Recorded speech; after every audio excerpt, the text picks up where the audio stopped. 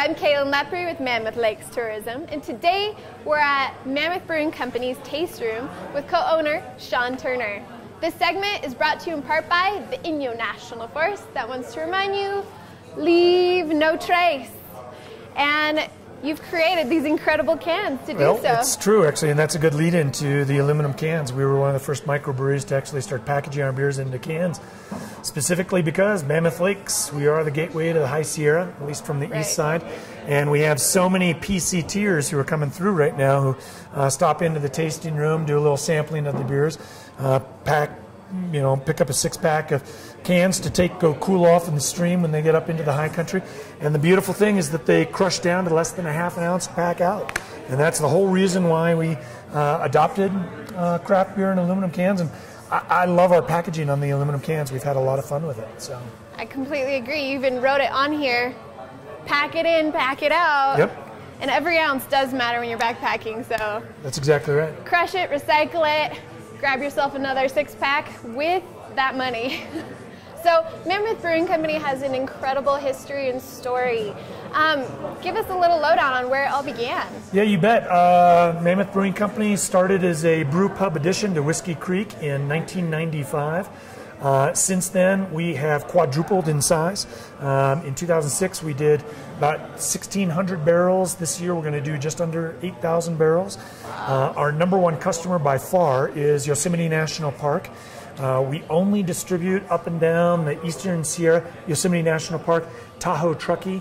For the past 7 years, I've really been concentrating on branding this brewery as the High Altitude Brewery.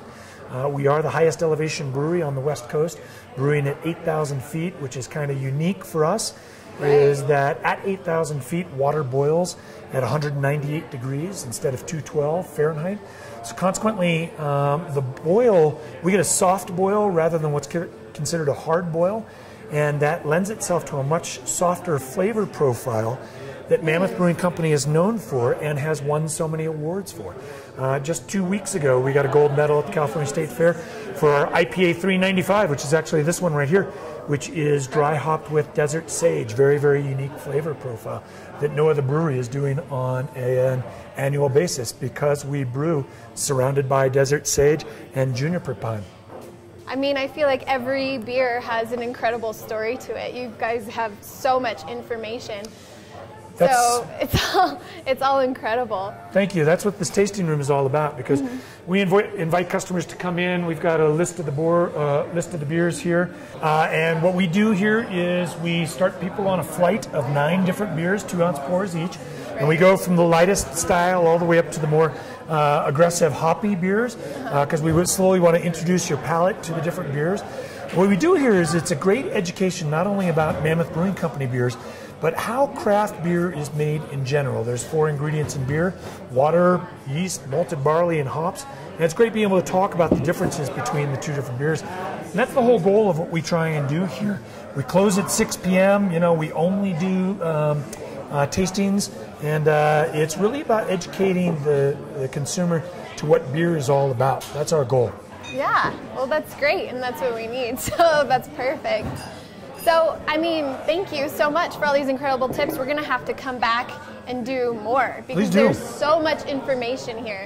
But this weekend, we have Boozapalooza and the Mammoth Festival of Beers. So it's August 1st through the 4th.